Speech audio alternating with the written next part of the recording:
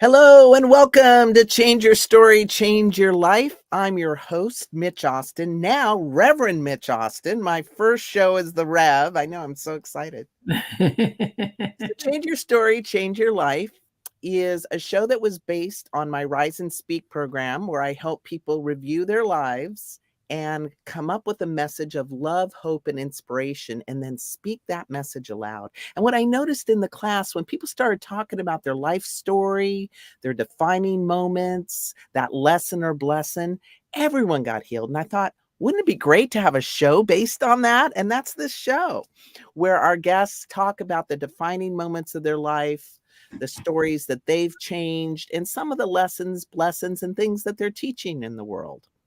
So I'm so excited that you're with us today, and please ask lots of questions, because our amazing guest, I'm sure, will have some very wise and inspiring answers. So I'm super excited. Also, I want to mention, end of the month, I have my Eat, Pray, Live workshop. Look, if you're sick and tired of being sick and tired, you want to get rid of brain fog, you want to up-level your life, you want to have more energy, join us. Saturday, September 30th from 10 to 1, you're going to walk away with your own plan that's customized to you to up-level your life. If not now, when? Right? And it's just for a love offering. So you're going to see a link down below. Just hop on there, sign up. You don't need to pay anything. You can do your love offering at the workshop. And I'm going to include some holiday hacks. I know we all pack it on in the holidays, right? So we're going to get some good stuff out of that as well. So let's get on to it. We have our guest today, Reverend Dr. Michelle Wadleigh. So grateful that Michelle is with us today. Reverend Michelle Wadleigh is also known as Jersey Girl, a feisty, grounded, loving minister, coach, teacher, mother, and proud grandmother. Michelle is dedicated to enriching, empowering, and guiding individuals to the glory of their truth. I love that. She is also the founding director, spiritual director of CSL North Jersey and the Planned Happiness Institute. I love that. Planned Happiness Institute. She's also the author of a book called Forgiveness, A Path, a Promise, a Way of Life. Welcome to the show, Reverend Michelle. So grateful. Yeah, there it is. And I think we're going to throw a link down below at some point so that you can just click on it and get it. It's such a great and powerful book. And so I'm so grateful to have you here today. How are you? Good to be here with me. I'm good. I'm good. Life is being interesting, and thank God for spiritual principles that we practice, because it's when life gets when life begins to test, it's the principles that we lean on that lift us, right? Yeah. That's why spiritual practices specifically and spiritual principle is so important. It's just so important, because life doesn't stop being life, right? It doesn't. Right? And I've noticed, like, when life's good, like, I kind of forget to use all the spiritual principles, and then I get something, out of the blue, and I'm like, oh, yeah, I think I need to use those more often, and then life gets better. At least that's and I think it's I mean, I know that we didn't come specifically about the conversation on spiritual practices, but I think that the spiritual practices and principles that we teach in centers, in metaphysical and New Thought centers, not just CSL, but I believe that those principles and those practices are what separates those suffering from those surviving. I really believe those are our survivor Those I are, think that is so true, and that's really powerful, and that's why I love the spiritual practice of forgiveness, which, I kinda call you the forgiveness whisperer oh, with all good. that you teach I and like all that that you name. do. I know, right? And so let's just dive into your book a little bit. In your book, I would looked at some of the reviews, and Frankie Timmers said this about you. She said, "Michelle walks the talk. She doesn't just write about forgiveness. She lives it with her story. Her life proves it. She lives it with her story. Her life proves it." Tell us more about that. Well, it's funny because Reverend Dr. Frankie, was my teacher all from the beginning of my introduction of science and mind through to becoming a minister. So Mm. she watched me and she listened to me and she knew. She knows the background. She knows my background. Mm. So, Mhm. she had firsthand, she firsthand witnessed my transformation. Um,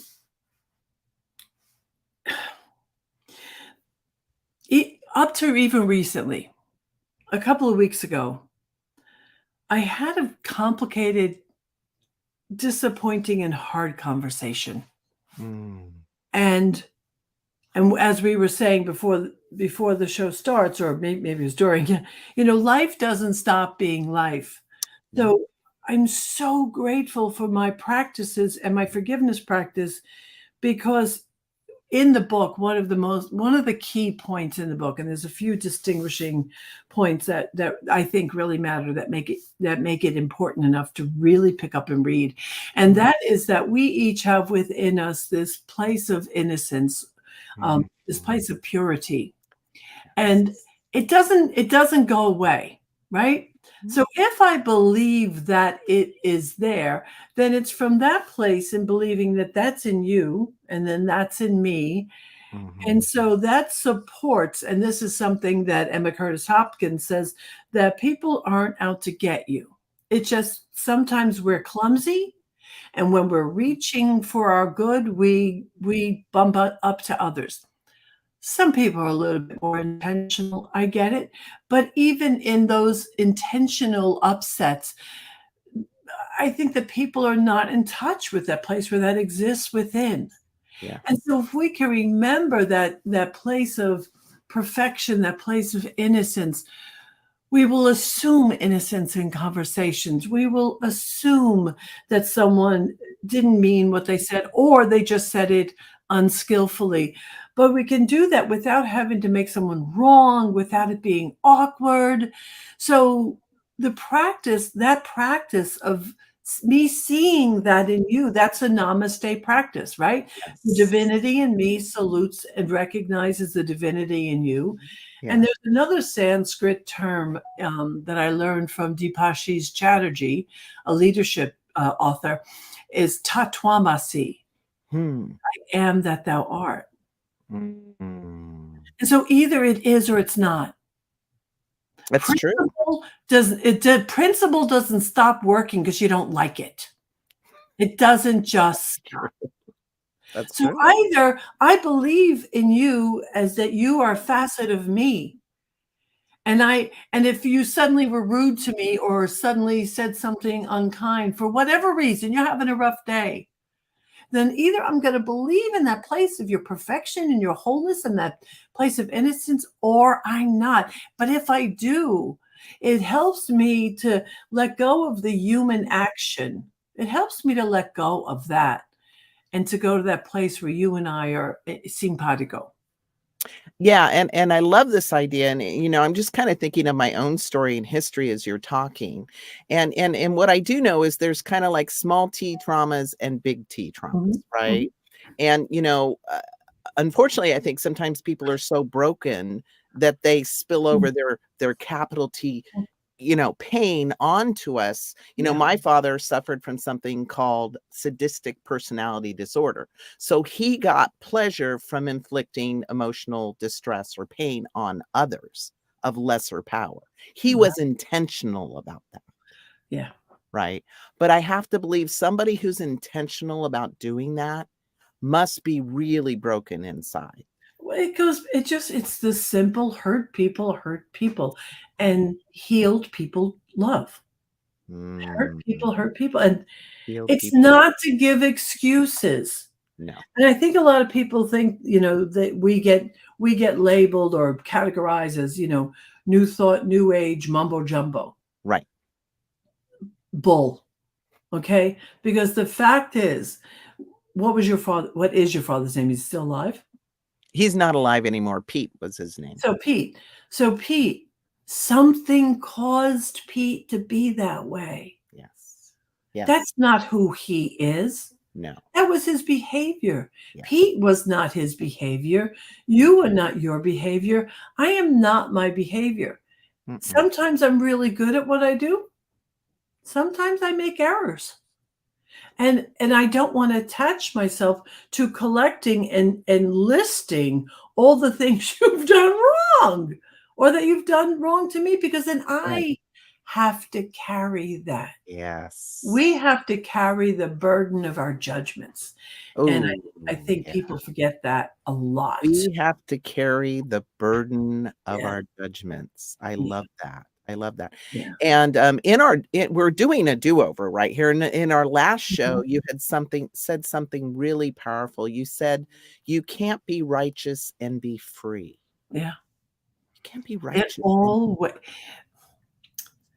There's every bit of righteousness, of judgment, all of those things mean I have to hold them. If I'm holding them, I'm not available to my good. Yes. I'm not available to you.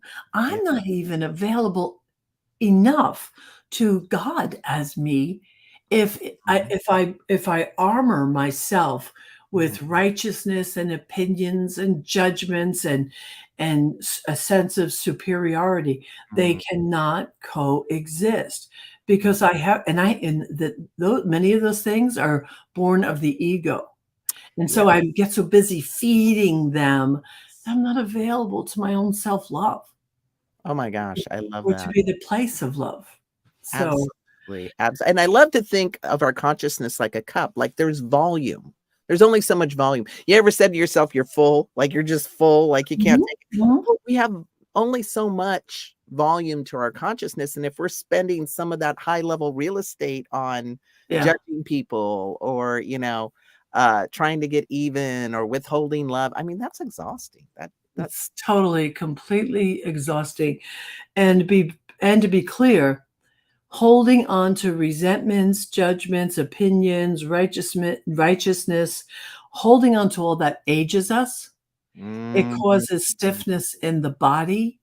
We are off kilter when we are trying to be in the world while carrying and holding on to these things. They cannot coexist. I'm so glad that you mentioned the body, because there isn't a mind-body connection. The body is actually the subconscious mind manifest. And now the medical community has actually listed unforgiveness as a risk factor for disease and cancer specifically. It's a risk factor now. I mean, it's I did not know that. Yeah, it's getting real about the impact that our beliefs, our thoughts, where we're putting our attention is, and how it's now showing in the physical body. Wow. I had a niece who passed away maybe 10 years ago now. She was just a little bit younger than me. It was our family. I'm the last of 7. So a lot of my cousins were, or a lot of my nieces and nephews were more like cousins.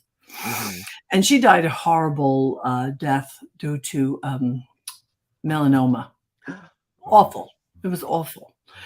And I was impacted with her death probably more than most people in my family. Number one, we were similar of age. She was just a little bit younger than I. And I realized she was one of the people that I didn't realize that I didn't value enough while she was alive. And then when she was gone, I really got, oh my God, I didn't credit her. She was the weaver. She kept the family coming together and doing things. And I didn't appreciate it when she was alive. But this is the important part of what I want to tell you. While on her deathbed, we chatted a number of times. Mhm. And she said to me, she said, I really know that I should have not kept my anger, and I should have forgiven. I think I'd still be alive if I hadn't. Did she say that? Yeah, it was, oh, I'm getting chills again. It was sad because I was already I mean, she came to me, but she came to me so late. Now, not that healing has a time limit. It doesn't. That's I true. don't want anyone to think that. But there has to be an assumed path to the miraculous. And I think she was just too closed down for too long. I was very sad to hear her say that because I knew she was right. She was right. Mm. Mm. And I look at my other sisters. All my sisters passed, in pretty painful ways. I think my family must have had a belief in suffering. And so my gift that I was given in my life was to have a spiritual teacher when I was young. And at a young age, she had me sitting with my father, who was an sexually abusive father. And I held nothing against him anymore. It's so clean. But at the age of 19, we'd be sitting there in circles in these workshops and chatting about forgiveness. I mean, live while he was alive. And so many people never get that opportunity. It's so true. So many people don't, and it's such a gift. I actually forgave my father after his passing. And I didn't know really how to pray at the time, but it started with the classic "Help me" prayer. I'm ready, help me, God. And then everything just started unfolding, almost as if by magic. Right. And sometimes we forget how powerful even the "Help me" prayer is. I don't think God gives style points for how you come to. Well, I think "help me" says that I surrender. And when you're willing to surrender and to let go, when you're willing to let go and surrender, possibility finds you. Ooh, I love that. I love that. Possibility finds you, yeah. Well, it finds you because you finally have created space for it to show up. Because when we think we know everything, when we have the absolute plan and the how, and we're all attached to outcome, we collapse down anything else that could have been better. So I love that, how surrender helps possibility find you. That's amazing. Yeah, and it's humbling. It's humbling. Yes. I know that we don't talk about surrender. I mean, we talk about it more. Right. But, it's like I remember in this book I read one time by Nan, I don't remember the name of the author, to be honest. And the book was called Praying Dangerously. Oh, yeah, Praying Dangerously, Radical Reliance on God by Regina. Oh, my God. Boy, did I want to throw that book at the wall a few times. But that book is where I learned that when you say "Thy will be done," it should be you get out of the way, because it's gonna happen. It's gonna happen, and you don't get to decide how it happens. Then life gets really interesting and really exciting. Right. So I do want to take a moment and thank Jeannie Mimi Sovereigns for joining us live today, and Shay Bird. So glad that you could join us live. Oh, there they are. Hi. Appreciate you watching the show. And if you have any questions, please just drop them in. Also, we're just going to take a little quick 2-minute break and come back afterwards. We're going to dive into a little bit of Michelle's story, a little bit of the story that's listed in the book, and learn a little bit more about Reverend Michelle's journey. So stay with us right after the commercial break. Okay, see you soon.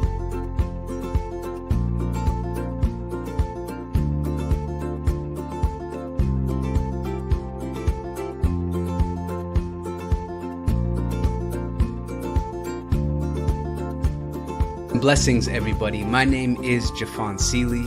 Could you imagine what is actually possible when we start honoring and recognizing our inherent worth, realizing that we are that which is assisting and co-creating our experience.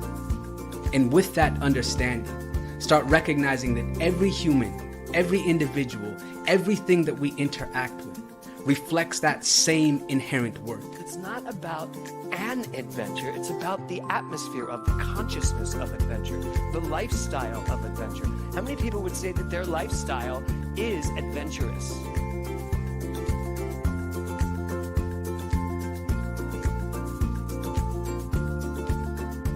My name is Lisa Benson. I'm a diversity, equity, and inclusion consultant and the author of Anchored in Bias, Fired Over White Tears. It's a book detailing my lived experiences with workplace bias and what fueled my passion for normalizing conversations about differences and creating safe spaces for everyone to bring the best version of themselves to life every day.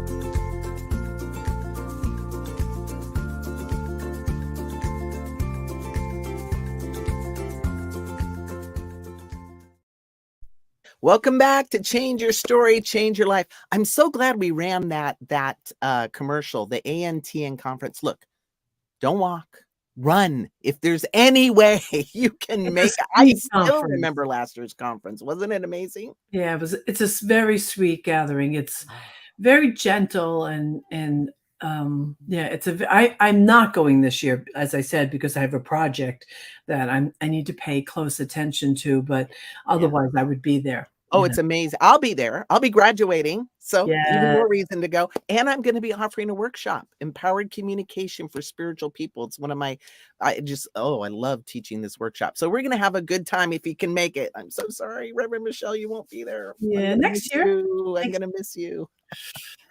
So let's get into the book a little bit. Okay. So in the book, you share your story in great detail. And I love that because I think we think in stories, we move in stories, we learn in stories. You know, it's why all the great spiritual teachers taught in stories. And at this point in your book, and I'm going to quote the book here, you say, I finally said enough to the pain, primarily because it was caused by my self-judgment, which we just talked about, and self-deprecating habits. This launched me into a search for peace, for healing. I needed to show up for my sons, myself, and my child, the child I was about to have. It took me years to peel off the layers of shame, guilt, and anger. Can you tell us more about that moment where you had that revelation, where that moment of clarity? Well, you said it in different words before, and they are words that I do currently also use, which is sometimes you have to be sick and tired of being sick and tired. But the moment that I think you're specifically referring to, because I'll never forget it, is when my husband and I were splitting. And I'll be honest, I own it that I was the one who jump started that. And it was a painful time. My husband and I want you to know we are currently very good friends, like best friends. We all vacation together. Our home is their home. And so we're tight. So the work works. The work works. Okay. Sure. But at the time, I was deciding to leave our marriage and was very unhappy for stupid reasons. And I can remember going downstairs. My bedroom was upstairs, and went downstairs to the little TV room and laying on the couch and sobbing one of those ugly sobs, those cries, the snot falling out of your nose kind of sobbing. And at the moment, I was just alone. Even though I was in my house, my sons were in their beds.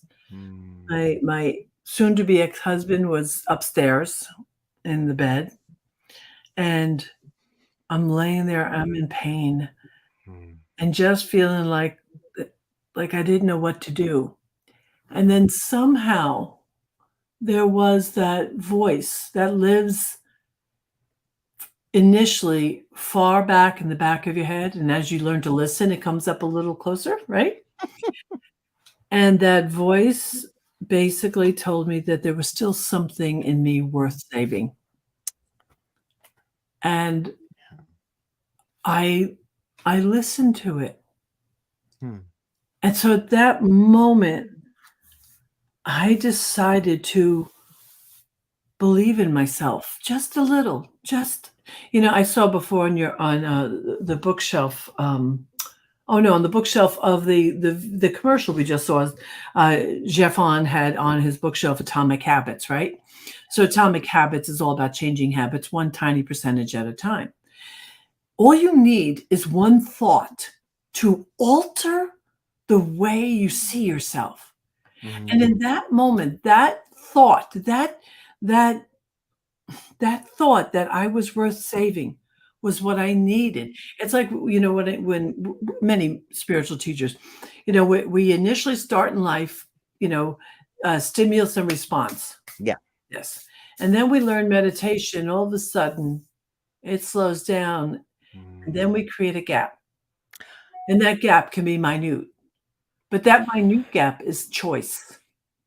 And that choice, when you cultivate that choice through peace, through grounding, through practices, that choice is all the power in the world exists at that moment, that gap. And that moment in time for me wasn't a meditation practice, but that moment in time for me focused my choice on me and believing in me. Ooh. And soon after that, I had already just started in Science of Mind, but I started taking it seriously, and I started taking myself seriously, and it changed the direction of my life. I love that you talk about that gap, right? Because it really is that gap between stimulus and response, right? That we get to have a choice. Or stimulus and reaction, really. We get to have a response versus a reaction. Because if you don't have that gap, you feel like life is just pulling all the time. Like you have no power in the situations. Right. But when you can step into that pause, that sacred pause between reacting and make it a response, a conscious response to what's going on, that has the power to change everything. And it sounds like you had woken up just enough. Yeah, and I can't take credit for it. And that was a God moment. That was a God moment. That was, because I think I don't know where I'd be left to my own devices. I look around at my family members and where they went, and alcoholism on the rise in my family, and pained relationships, and a sister running around and leaving her children. And we had a lot of skeletons in the closet, lots of skeletons in the closet. And that moment for me was a thread. And I just kept pulling that thread, and I pulled it toward the presence, but the presence pulled me toward it. So there was this coming together of me and spirit, and what had to go was anything that wouldn't serve that. So righteousness had to go. Wherever I wasn't forgiving had to go. Anything I was holding on to about, my mother, my father, blah, blah, blah, all the people that we love to blame our lives on, it had to go. Because I could not be in God and be with that stuff. I had to make a choice. And the sad thing is, I see people walking around, they just don't know it's a choice. They don't know it's a choice. Yes. I love that. They don't know it's a choice. Yeah. They think what they're feeling is their reality. They think what they're feeling is what's in charge. and they don't know that they can get out from under that. Right. I'm so grateful. Let me just share a really quick story. Many years ago, I don't remember how, maybe, I don't know, 8 years ago, maybe so, with COVID in the middle of everything, my timing is off. We had a ministers gathering down in North Carolina in Asheville. It was the Asheville, North Carolina community. And Reverend Dr. John Waterhouse facilitated a fire walk for us. And I went down there fully thinking, oh, hell no, I'm not walking on fire. I'd been working in the kitchen my whole life. I hated getting burned. There's no way. What are you, crazy? That was my thinking going down. And then he took us through the sacred practice of prayers, including the chakras and the elevation of the prayers, and this little tobacco and these little we made these little medicine bags that we eventually burned in the fire. And what happened was, as I was going through this prayerful time along with everybody else there, a couple hundred people, I got that as I elevated myself, I found that fear was a choice. Ooh. And was able to walk on fire. Now, I was still afraid. It wasn't like I was like running across it eagerly. And I must say to you, someone offered to hold my hand. Now they had already walked across the fire, and it wasn't that wide, so they were able to do that. But that in and of itself was a gift, because it reinstituted to me, a faith in humanity in a way that was so beautiful. But I got that fear is a choice. It's a choice. You might not think of it. And there's some things that come out of, the fear and flight that are necessary, right? We walk around with a lot of fears. We walk around with a lot of resentment. And the resentment, if we don't face it, turns into our belief of what life is. And then that can cause us to then not want to forgive, because we want to hold people at bay. We want to keep them in prison. Yes. Well, we can't keep anybody in prison without being imprisoned ourselves. It's impossible. It's impossible. Absolutely. And that's when I've noticed that people get stuck in their story. Yeah. Right. Yeah. I remember going to the party where the woman's talking about, well, my ex-husband, and just telling the story. And I'm like, oh, when did you get divorced? And it was like 15 years ago. But you would have thought it was like 3 months ago. Right. Because that story was all that she knew to hang on to. And she was getting a secondary benefit. She was getting empathy. She was getting attention. And I don't think she had a vision for what she would be, what freedom could be. Yeah. How do you work with people when they get stuck in their story, Michelle? What is it that you offer them, or how do you help them reframe it? Well, I mean, every story is unique. I mean, that's not a cliche. That's just real. And first, I think you have to find out why they're still holding on to it. What is not satisfied? Yes. What has not been satisfied that you need that to be something? What is it about it? So you have to find out their disconnect first.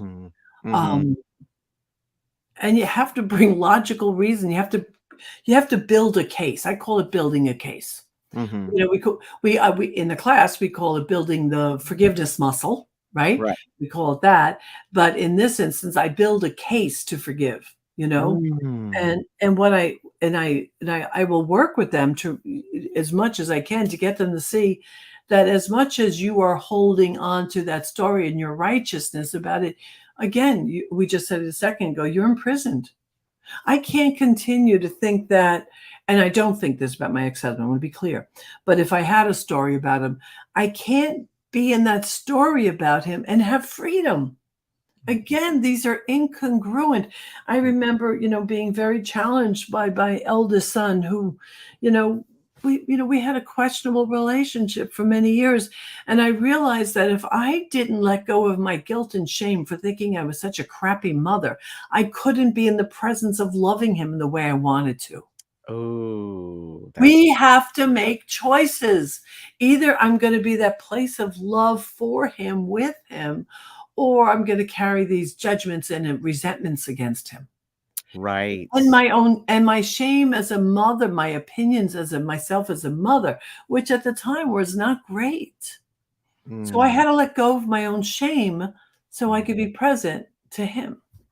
I love that. And I love how you just made that case and you connected all the dots. Yeah, you got to it's all on an individual basis. And the truth is it's about creating a rapport that's so strong that somebody will they'll follow the breadcrumbs. Right. They have to be willing to follow you. Oh, absolutely. Yeah, no, I love that you said that. And Shay Bird says, what would you say about still feeling the pain of the story, even though forgiveness has happened? Well, Shay, I think you might. This is one of the reasons why in my classes I never allow for hypothetical, right? Because I'm wondering if that Shay, if that's for you, is that a real question? Because the question seems presumptuous to me, like it's saying that you would still feel the pain even though forgiveness has happened. Now, you might be aware of the pain, but my history with forgiveness, my personal history, and with students I see, is that the sting of the pain, right? The sting of the pain either disappears or lessens so much that it's me. Okay. Oh, you still feel it. Okay. Thank you, Shay, for clarifying. Then I would say there is a major little hook or something that is not complete.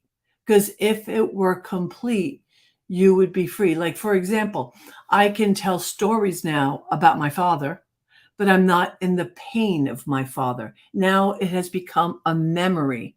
And I share the story about it so other people who have known abuse, that they can benefit from it.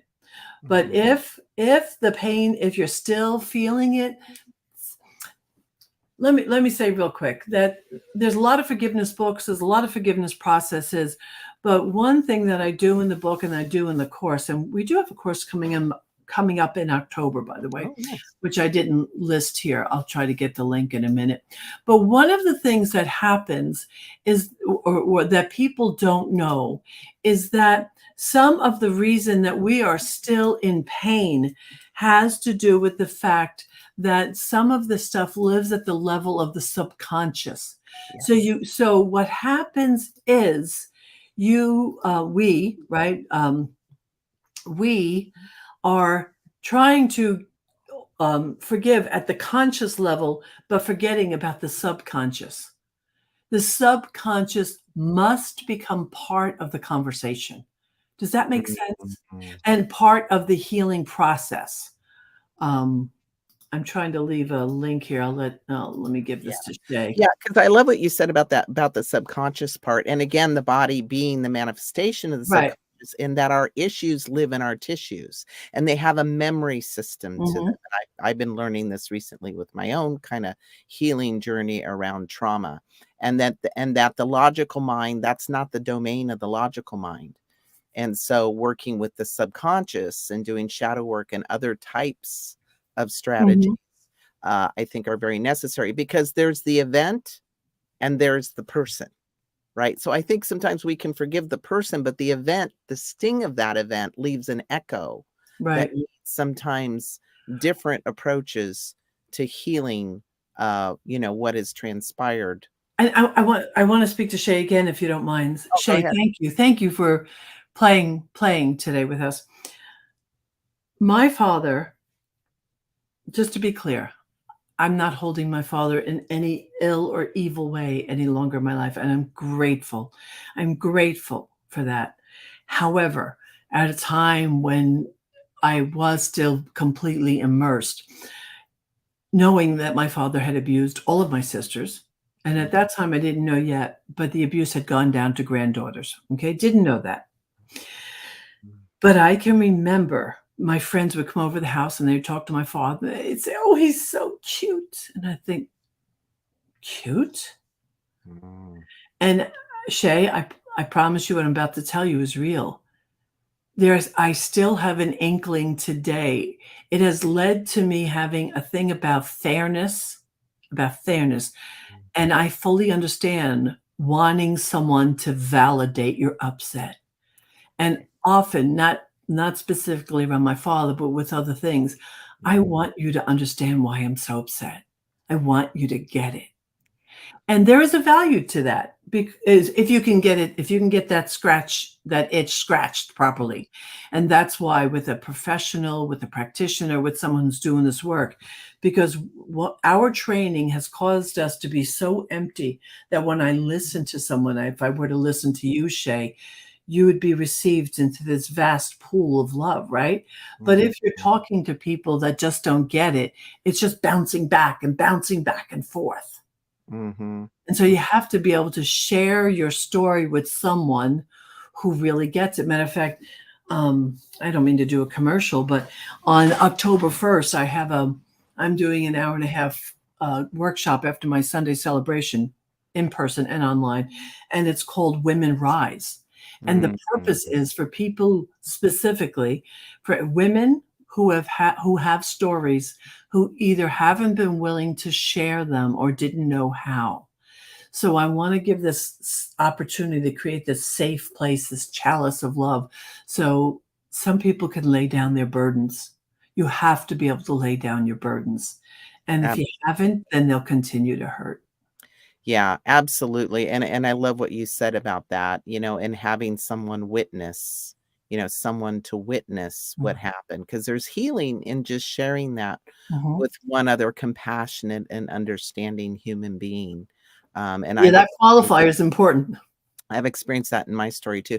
And then you can actually then move on with the business of healing, like reframing and those types of things. So we're going to jump to another commercial here, but when we come back, we're going to talk a little more about reframing our story and how we can work with this tool once we've gotten some recognition of what has happened, and now we're ready for the next step. So don't go away. We're going to have a quick commercial, and then we'll get on with that aspect of our show today. See you soon. I was made in the image. I was made in the image of love. I was made in the image. I was made in the image of love. Here and now I can see I was made beautifully. I was made in the image. I was made in the image of we'd all stop acting like we're strangers if we could see underneath. We are one family, and it don't matter where you come from. Every heart beats to the rhythm of one love. One love, one love. Every heart beats to the rhythm of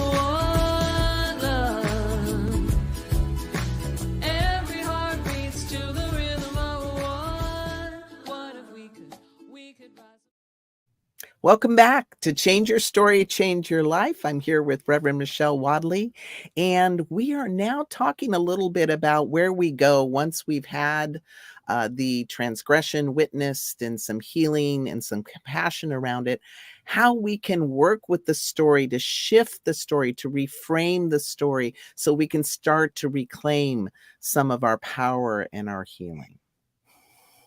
And so, Reverend Michelle, what are some ways that people can do that? Or what is the value or power of doing that? See, it's funny because the work that I do, the entire body of work in some ways is a work toward reframing.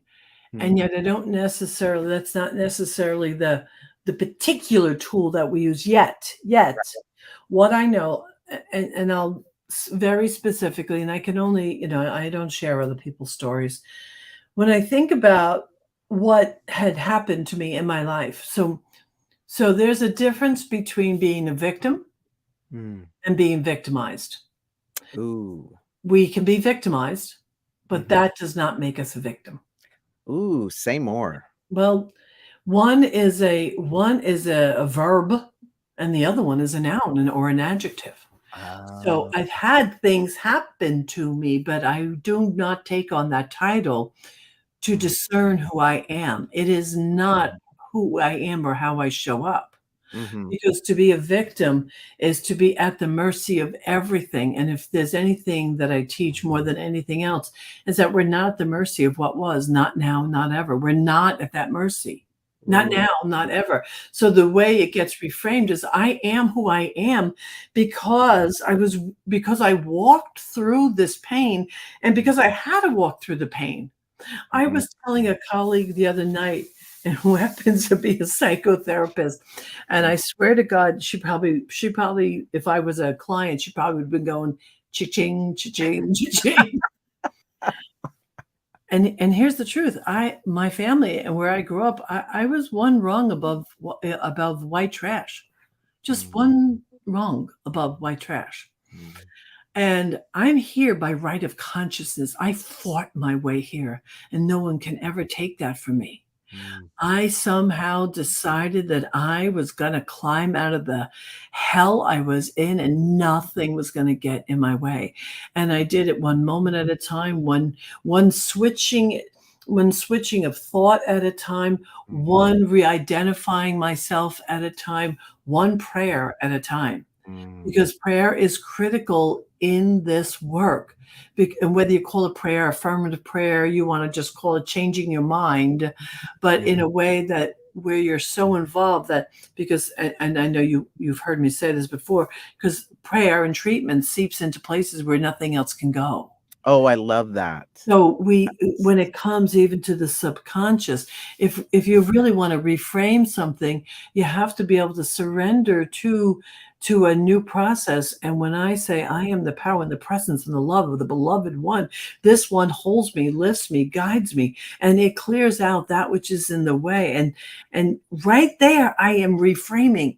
As religious scientists, our practice, well, or you might not label yourself as metaphysicians who practice prayer, we are constantly reframing because when I align with God, I'm not aligning with my story. No, Then exactly. choice. It's either God or good. You Mhm. have to be God if you don't do God, Mhm. but an identity that is pure and holy and sacred.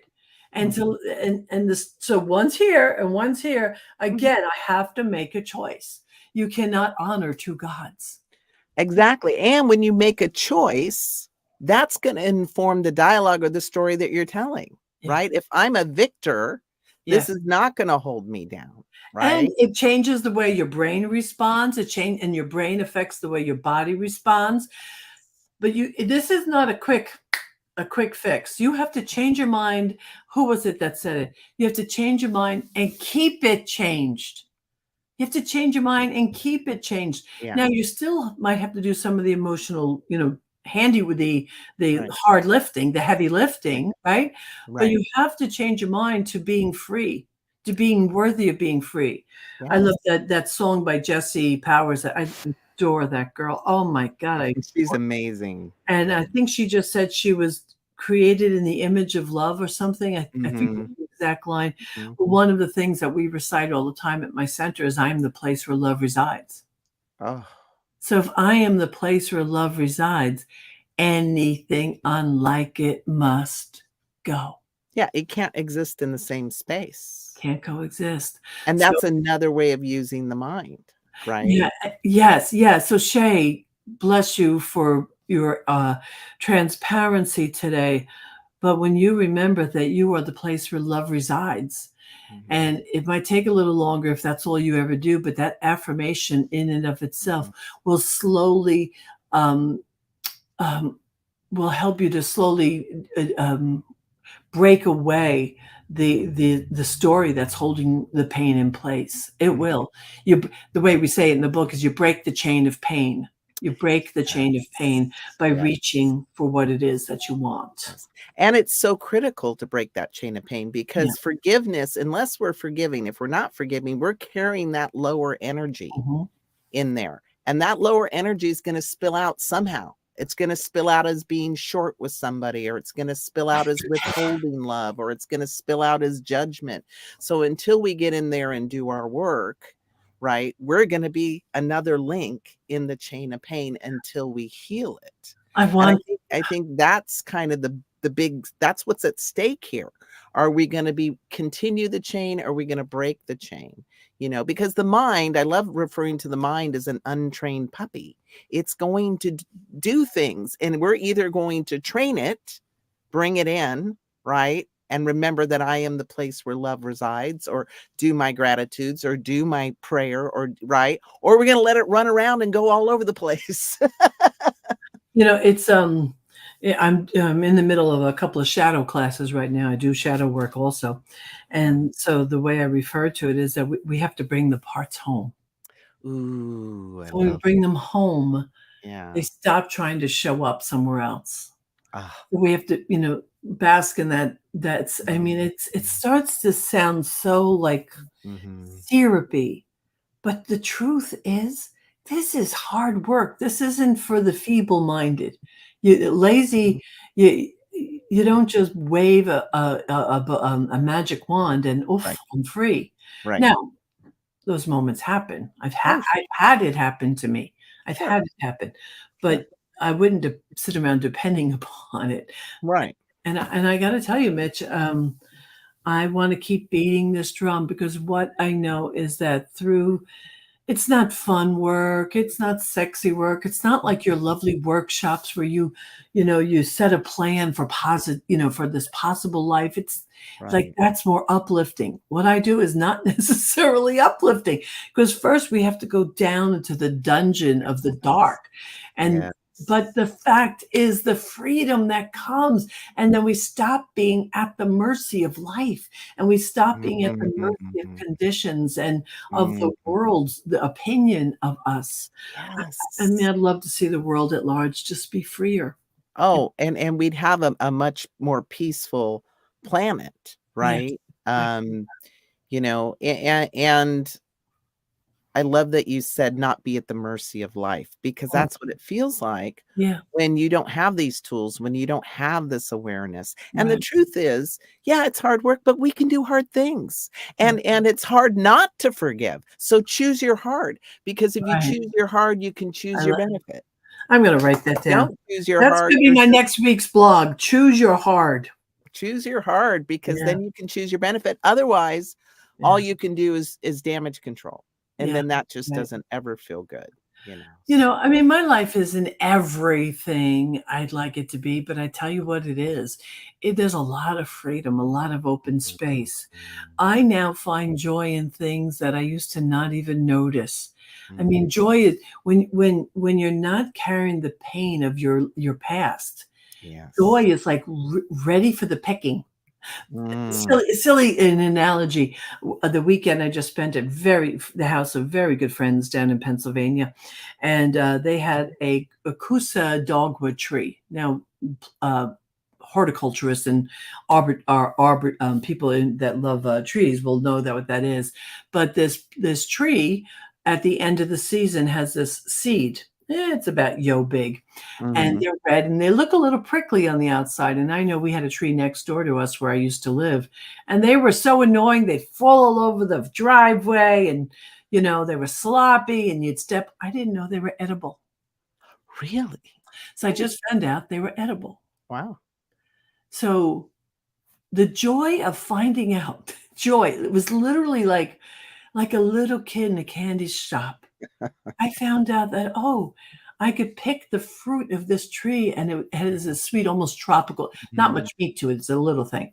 Right. But the joy that comes when we are entertaining the presence of God in us or as us, instead of entertaining our pain and instead of entertaining our righteousness. Joy is a perk that you just don't see coming. Well, it's a fruit, just like you mentioned. It's a fruit of the work. Yep. That you now have capacity for joy, because you're not so steeped in the righteousness, in the transgression, in the judgment. you can be lighter Yeah. when you're not at that lower vibration. Oh, I just absolutely love that. Mhm. You know, in the last show, I just want to mention one thing is we had talked about, you know, when that friend comes with the same story for the 10th time. And you had said something really powerful. You had said you can either collude with people's limitations or you can collaborate with their possibilities. That's very up for me right now in my life, because it is the believing in that, and that goes back to who do we talk to, right? So Mhm. you don't want to talk to someone who's colluding with your pain. I will never tell my story to someone who can't really hear me. I will not waste my time. I don't want someone's sympathy. I don't want that. And I tell my congregation, if I'm having struggle with something, I don't even want you to think about me unless you can let go of the worry and know my wholeness. Because Amen. I don't want you colluding with an issue. I want you to collaborate with what's possible through me. And Yeah. so speaking to the wrong person creates that collusion. Yes. Dangerous stuff. And I want to do a quick commercial here, if you don't mind, just Oh, absolutely. because especially a good friend and colleague, the Barbara Fewitt, who is a practitioner running a teaching chapter in South Coastal Rhode Island. She's there facilitating their first retreat this year. There it is. And that retreat is called Awaken Your Soul. And I'm bringing my practices and principles. And so I invite y'all to come to the Northeast for the first weekend in November, which is a great time to be in the East Coast, on the Northeast coast. And so come and join us, because it's going to be this. It's going to be unpacking the stuff and plotting a path through the pain and the discomfort that so often is ours. Yes, powerful work. Well, Michelle, how can people work with you? How can they find you for their Yep, there you go. Thank you, Laura. Blessed Laura. She she doing a does that great on job. cue. I am being the founding director of the Planned Happiness Institute. Not only is it me, but we have a couple of other teachers. I'm available for coaching, practitioner work, spiritual counseling, the classes is the best thing. People find each other and they meld together, and they have created prayer partners that have lasted for years and years from being in the classes. So Powerful. I would say be in the class if at all possible. Powerful stuff. Thank you so much, Reverend Michelle. It's been such a blessing to have you on the show. Thank you. Thank you. I want to say thank you to New Thought Media Network. Please donate so we can have more of this, more of this healing Keep work. donating. It's good work. It's good work. I also want to thank 18 Source Studios for allowing me this space to announce from. And next week, we're going to have Reverend Ben. So don't miss Reverend Ben. He's phenomenal. And until then, tell your story and share your light. Bye, everybody. Thank you all.